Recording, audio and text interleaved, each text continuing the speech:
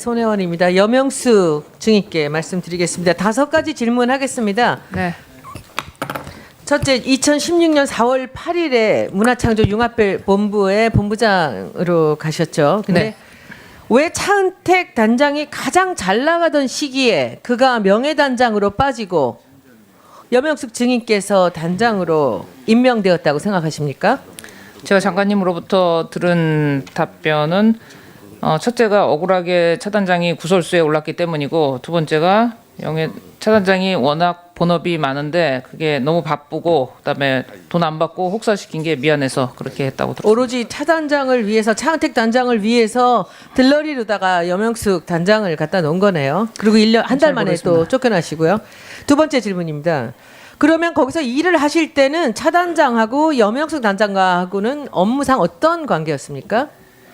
업무상 표면적으로는 아무 관계도 아닙니다. 그러나 실질적으로는 명예단장이라는 그 프레임이 너무 컸고, 그래서 제가 할 수 있는, 그래서 저는 뭐 하나요 했더니 저는 6개월 내에 성과를 내는 것이라고 말씀을 하셨습니다. 그런데 고간을 열어보니까 97억이 남았고, 그걸 쓰면 됩니까 했더니 그게 아니고 다 정해진 곳이 있으니까 궁프로젝트 30과 공모전 67억 거기에다 다 쓰라고 한 것이었습니다. 제가 할 일이 아니었다고 생각했습니다. 도장만 찍으러 가신 거네요, 그러면. 나중에 문제 그랬습니다. 생기면 책임만 지는 거고. 아마도 그러지 않았을까 싶습니다. 네, 세 번째. 그러면 장관한테 왜 차은택과 일정한 선을 긋고, 이 문제가 많다고 그러셨죠? 들어가 보니까 일정한 선을 긋고 문화부 감사라도 지시해야 하는 게 아니냐고 충원을 하지 않으셨습니까? 직무유기 아닙니까? 여러 번 말씀드렸습니다. 아, 그렇습니까? 네, 뭐라고 그러셨습니까? 그랬더니 두 가지의 답변을 하셨는데, 이 영수증이나 이런 그 서류 미비에 대해서 걱정된다고 말씀드렸더니 공무원들이 알아서 하니까 너무 걱정하지 말라고 하셨고, 또 그다음에 이 만약에 차단장이나 이런 그 또 다른 분들이 이게 일단 그 뉴스를 이렇게 타고 있으면 좀 어느 정도 선을 좀 거주시는 게 어떻겠습니까? 다른 공무원들도 좀 살아야 되지 않겠습니까?라고 말씀 올렸더니 그냥 인용구 그대로 말씀드려도 되겠습니까? 네. 은택이와 명천이는 내가 오래전부터 같이 있었던 수십 년 된 제자들이기 때문에 나는 그들을 버릴 수 없어라고 말씀하셨습니다. 그래서 본인이 나갔군요.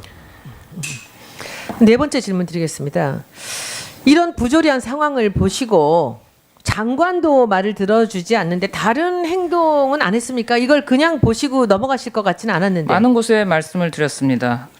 그랬는데 어디 말씀을 하셨습니까? 어필을 하셨습니까? 사실 그 내부 직원들한테는 뭐 거의 많이 얘기를 했고, 그다음에 그 문화부 상급 공직자들은 거의 다 알았고, 뭐 미르부 장관님께도 말씀을 드렸고, 그다음에 결정적으로 이제 문서 보고를 하거나 한 것은 이제 국정원 소통관, 문화소통관에게 말씀을 드렸습니다. 근데 그 결과 원칙 행정을 하다가 좌천되신 분은 그 국정원 소통관님이시고, 그다음에 사실 가장 이걸 바로잡으려고 하신 유일한 문화부 공무원분이 계신데, 그분 지난번 사직하신 1급 실장님이십니다. 누구죠? 이름이?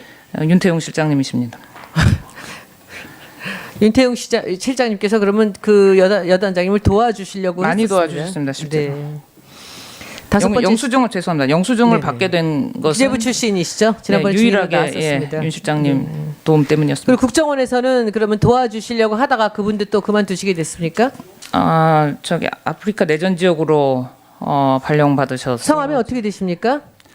그 제가 말씀드려도 되는 들어도 건가요? 괜찮습니다. 하셔도. 네, 그분에겐 제가 그분은 국정원은 안 됩니까? 네, 알겠습니다. 하여튼 일을 도와주시려다 아프리카로 쫓겨가신 거군요. 그는 제가 뉴스 보도를 보고 알았습니다. 마지막 질문하겠습니다. 문화창조융합본부는 이제 그러면 해체되어야 되는 거 아닙니까? 그건 좀 고민을 해야 되는 사안이라고 생각을 하고 지혜를 모아야 될 거라고 생각을 합니다. 그러나 그 해체가 된다면 절대 안 되는 이유가 있는데, 하나는 목욕물 버리면서 애까지 버리는 상황이 될까봐 그런 거고, 또 하나 더 중요한 것은 증거가 인멸됩니다. 그래서 반드시 이거는 고강도 회계감사와 그다음에 수사가 이루어져야 된다고 생각합니다. 그래서 미심쩍은 걸 떨고 다시 재건이 일어나야 된다고 생각합니다. 네, 답변 감사드리고요. 마지막으로 한마디 더 하실 얘기 있으시면 한번 해보십시오. 일하다가 억울한 분이 나오는 일 그런 거 없어야 되고 그다음에 재가를 물렸기 때문에 일을 못한다라고 하는데 그런 시스템은 이제 그만되어야 된다고 생각합니다. 이거 그냥 알아서 재가를 그냥 뱉어도 될 시기가 아닌가 싶습니다. 네, 감사합니다. 아주 용기 있게 얘기 잘해 주셔서 감사드리고요. 저기 그 고영태 증인께 말씀드립니다. 네. 오늘 아주 여러 가지 얘기 많이 해주셔서 그 청문회를 나름대로 그 성과가 있게 만들어 주셔서 아주 그 감사드리고요. 제가 아까 특검 요청한 박재희라는 사람 알고 네. 계시죠? 네. 어떤 사람인가요? 독일의 그 최순실 씨의 그 모든 업무를 대행하는 걸로 알고 있습니다. 독일 가서 그분을 소개한 거 아닙니까? 아까 누굴 소개한다고 했던 게 독일 가셨다 그랬죠? 8월 달에. 아닙니다. 그 전에부터 그 양반은 그 최순실 씨를 보필하고 있었습니까? 네네. 그럼 6월 달에도 가셨던데요? 네. 6월 달에 어떤 일 때문에 가셨습니까? 독일에? 6월 달에는 그때 커피인가 뭐 커피 회사를 한번 그 방문을 좀 해달라고 해서 그래서 커피 때문에 한번 갔었어요. 더 블루케이 이사 등기 뭐 도장 찍기 위해서 가신 거 아닙니까? 네, 아니 도장도 찍었고 바로 금방 도장 찍으면 바로 바꿔주겠다 해서 바로 바뀌었습니다. 네, 그러면 그때 독일에 가서 8월 달에 소개한 것이 그 박재희 씨는 아니라는 거죠? 네네, 그렇습니다. 근데 박재희 씨는 지금 어떤 역할을 하고 있습니까? 정유라 씨를 보호하고 있다라고만 얘기를 들었는데 제가 알기로는 보호는 아니고요. 그냥 뭐 거기에서 이제 뭐 심부름하는 거를 많이. 심부름. 네. 문형수라는 분 아세요? 그 모르겠어요. 문부장이라는 문부장 분은, 그 네, 사람입니다. 네. 그 사람은 어떤 역할을 하고 있습니까? 정확한 역할은 제가 알지 못하고 그냥 문부장님이라는 말만 들었습니다. 말만 들었습니다. 보지 못하시고. 네네. 네, 잘 알겠습니다. 이따 또 기회가 되면 또 말씀드리겠습니다. 손혜원입니다. 여명숙 증인께 말씀드리겠습니다. 5가지 질문하겠습니다. 네. 첫째, 2016년 4월 8일에 문화창조 융합본부의 본부장으로 가셨죠. 근데 네. 왜 차은택 단장이 가장 잘 나가던 시기에 그가 명예단장으로 빠지고 여명숙 증인께서 단장으로 임명되었다고 생각하십니까? 제가 장관님으로부터 들은 답변은 첫째가 억울하게 차 단장이 구설수에 올랐기 때문이고 두 번째가 차 단장이 워낙 본업이 많은데 그게 너무 바쁘고 그다음에 돈 안 받고 혹사시킨 게 미안해서 그렇게 했다고 들었습니다. 오로지 차 단장을 위해서 차은택 단장을 위해서 들러리로다가 여명숙 단장을 갖다 놓은 거네요. 그리고 한 달 만에 또 쫓겨나시고요. 두 번째 질문입니다. 그러면 거기서 일을 하실 때는 차 단장하고 여명숙 단장하고는 업무상 어떤 관계였습니까? 업무상 표면적으로는 아무 관계도 아닙니다. 그러나 실질적으로는 명예단장 그럼 해체되어야 되는 거 아닙니까? 그건 좀 고민을 해야 되는 사안이라고 생각을 하고 지혜를 모아야 될 거라고 생각을 합니다.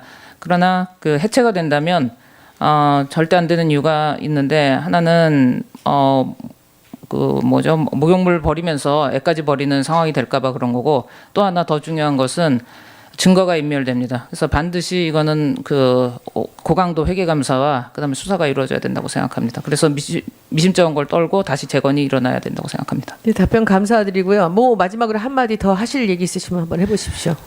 일하다가 억울한 분이 나오는 일 그런 거 없어야 되고 그다음에 재가를 물렸기 때문에 일을 못한다라고 하는데 그런 시스템은 이제 그만되어야 된다고 생각합니다. 이거 그냥 알아서 재가를 그냥 뱉어도 될 시기가 아닌가 싶습니다. 네, 감사합니다. 아주 용기 있게 얘기 잘해 주셔서 감사드리고요. 저기 그 고영태 증인께 말씀드립니다. 네. 오늘 아주 여러 가지 얘기 많이 해주셔서 그 청문회를 나름대로 다른 분들이 이게 일단 그 뉴스를 이렇게 타고 있으면 좀 어느 정도 선을 좀 거주시는 게 어떻겠습니까? 다른 공무원들도 좀 살아야 되지 않겠습니까?라고 말씀 올렸더니 그냥 인용구 그대로 말씀드려도 되겠습니까? 네. 은택이와 명천이는 내가 오래전부터 같이 있었던 수십 년 된 제자들이기 때문에 나는 그들을 버릴 수 없어라고 말씀하셨습니다. 그래서 본인이 나갔군요. 네 번째 질문 드리겠습니다. 이런 부조리한 상황을 보시고 장관도 말을 들어주지 않는데 다른 행동은 안 했습니까? 이걸 그냥 보시고 넘어가실 것 같지는 않았는데. 많은 곳에 말씀을 드렸습니다. 그랬는데 어디 말씀을 하셨습니까? 어필을 하셨습니까? 사실 그 내부 직원들한테는 뭐 거의 많이 얘기를 했고, 그다음에 그 문화부 상급 그 공직자들은 거의 다 알았고, 뭐 미르부 장관님께도 말씀을 드렸고, 그다음에 결정적으로 이제 문서 보고를 하거나 한 것은 이제 국정원 저기 뭐죠, 소통관이라는 그 프레임이 너무 컸고, 그래서 제가 할 수 있는, 그래서 저는 뭐 하나요 했더니 저는 6개월 내에 성과를 내는 것이라고 말씀을 하셨습니다. 그리고 근데 고간을 열어보니까 97억이 남았고, 그걸 쓰면 됩니까 했더니 그게 아니고 다 정해진 곳이 있으니까 공프로젝트 30과 공모전 67억 거기에다 다 쓰라고 한 것이었습니다. 제가 할 일이 아니었다고 생각했습니다. 도장만 찍으러 가신 거네요, 그러면. 나중에 말하자면 문제 그랬습니다. 생기면 책임만 지는 거고. 아마도 그러지 않았을까 싶습니다. 네, 세 번째. 그러면 장관한테 왜 차은택과 일정한 선을 긋고 이 문제가 많다고 그러셨죠? 들어가 보니까 일정한 선을 긋고 문화부 감사라도 지시해야 하는 게 아니냐고 충원을 하지 않으셨습니까? 직무유기 아닙니까? 여러 번 말씀드렸습니다. 아, 그렇습니까? 네, 근데 뭐라고 그러셨습니까? 그랬더니 두 가지의 답변을 하셨는데, 이 영수증이나 이런 그 서류 미비에 대해서 걱정된다고 말씀드렸더니 공무원들이 알아서 하니까 너무 걱정하지 말라고 하셨고, 또 그다음에 이 만약에 차단장이나 이런 그 또 문화소통관에게 말씀을 드렸습니다. 근데 그 결과 원칙 행정을 하다가 좌천되신 분은 그 국정원 소통관님이시고, 그다음에 사실 가장 그 이걸 바로잡으려고 하신 유일한 문화부 공무원분이 계신데, 그분 지난번 사직하신 1급 실장님이십니다. 누구죠? 이름이? 윤태용 실장님이십니다. 윤태용 실장님께서 그러면 그 여단장님을 도와주시려고 많이 했었습니다. 도와주셨습니다, 실제로. 네. 다섯 번째 영수증을 죄송합니다. 영수증을 네네. 받게 된 것은 기재부 출신이시죠? 지난번에 유일하게 나왔었습니다. 윤 실장님 도움 때문이었습니다. 그리고 국정원에서는 그러면 도와주시려고 하다가 그분들 또 그만두시게 됐습니까?